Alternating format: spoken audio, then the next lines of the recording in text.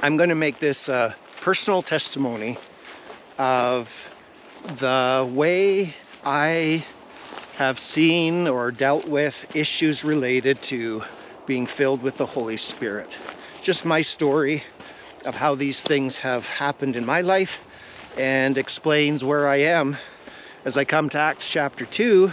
And I want to understand how the example of how the church was filled with the Spirit then would help me understand God's command to be filled with the Spirit now. My starting place is that I was 19 years old when I went to Bible college, and I had not given any thought to the Holy Spirit. I'm sure I heard sermons including the Holy Spirit. I had no problems with the fact He is the third person of the Trinity, the triune God, and no problems with any of that. I was eager to understand when I had courses on the Holy Spirit what I was learning. I had no problems with that. But I began in a Baptist cessationist Bible college who taught me their doctrines about the Holy Spirit. And as someone who'd never really given any thought to this, it was very challenging for me to understand what they were talking about, and also whether that's what I believed was true to God's Word.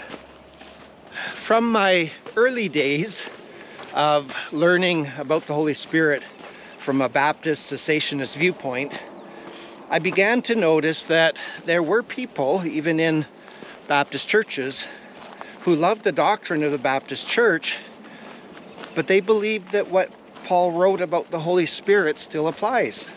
And I was fascinated, not because I'm easily led astray with any wind of doctrine, but because the person or the people were saying, you see here what is written in the scriptures about the way the Holy Spirit works in the church. And I don't mean Acts 2, I mean in the rest of the New Testament.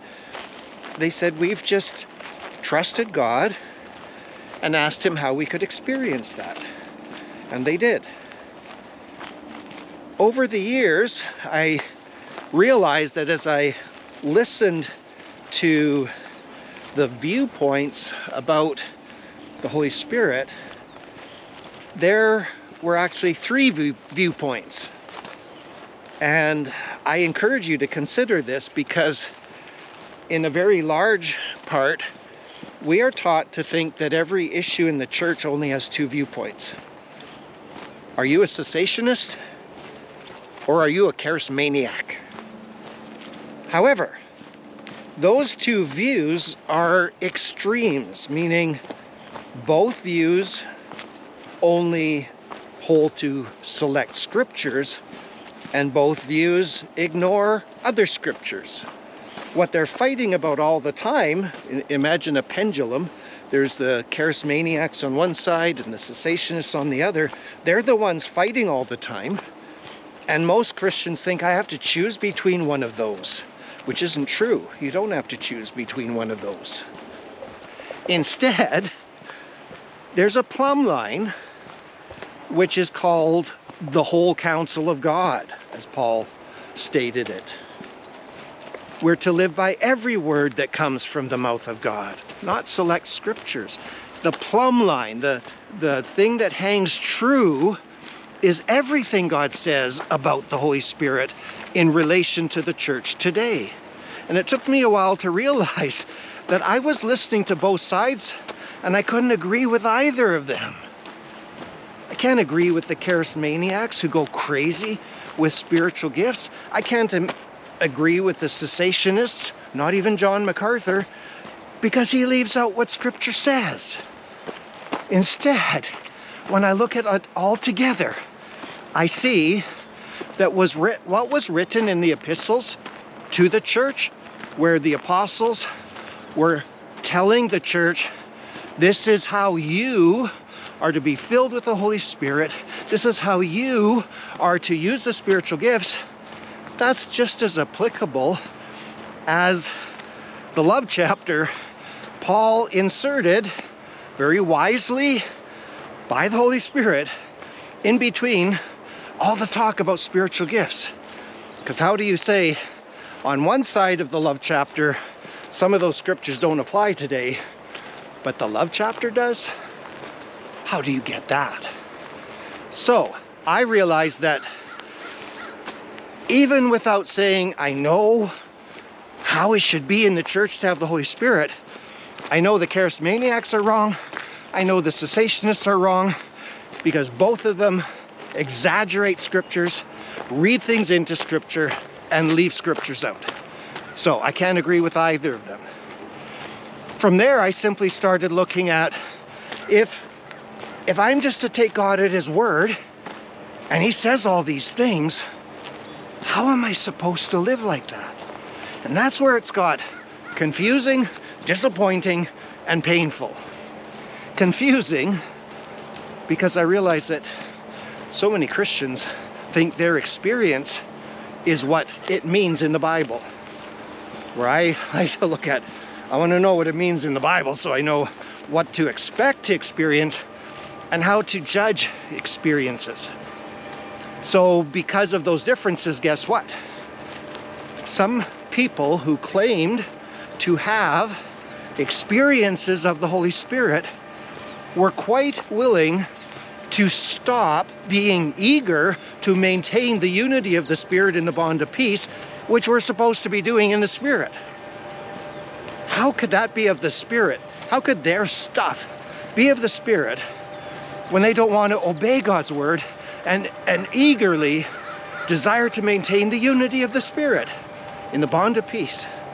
I couldn't get it. I couldn't get how we could become disjointed and people exalt their understanding or their experience and ignore what Scripture said. So I simply found it really confusing how believers could discard one scripture and exalt another out of proportion. It was disappointing because I often would read scripture and really believe that God wanted to do something with the group I was in. And I would keep finding people committed to self-protection, just like Larry Crabb said they would be, and more committed to self-protection than to knowing and doing the will of God. I was so disappointed to see people who started out saying they love the Word of God, but then they faced something in their life that God wanted to glorify himself in, and they said, no, I'm not going to let God touch that. It's like, come on. All through the Bible, people brought to Jesus what was wrong with them. Why can't we do that? And why can't we let the Holy Spirit exalt Jesus Christ in us by us admitting what's wrong with us and trusting God to lead us through it? The painful part of this has been specific friendships, brotherly relationships that have been lost. Some have turned to just people walking away. Some have turned to people betraying and hating each other, like Jesus said would happen. All because I just want to know, what is it to look like to live by the Spirit, to walk by the Spirit, to keep in step with the Spirit, to be filled with the Spirit? How do we avoid resisting the Spirit? How do we avoid grieving the Spirit? How do we avoid putting out the Spirit's fire? There's been so many painful things as people just decide, we're done, we're out of here. So where does that bring me on the day of Pentecost? Where people just happened to be filled with so much emotion from the grief of thinking they had lost their Messiah forever, to the joy of seeing him resurrected from the dead, and now the bewildering amazement of the Holy Spirit coming on the day of Pentecost. In all of that, I see that God is always true to his word. He told those people, wait in Jerusalem until you receive power from on high, and then you will become my witnesses throughout the world. Well, the Holy Spirit came as promised. For me, it's like, okay, what has he promised us? And that's where I am right now. Jesus said that anyone who asks the Father for the Spirit, the Father will give them the Spirit. That probably applies more corporately than we want it to. We probably have to get together with other believers so that we can be filled with the Spirit together. Because often the thing that's broken is nobody is eagerly seeking to maintain the unity of the Spirit in the bond of peace. So, how are you doing in the bond of peace? Do you have peace with God through the cross of the Lord Jesus Christ, who has reconciled you to God through the cross? Do you have the bond of peace?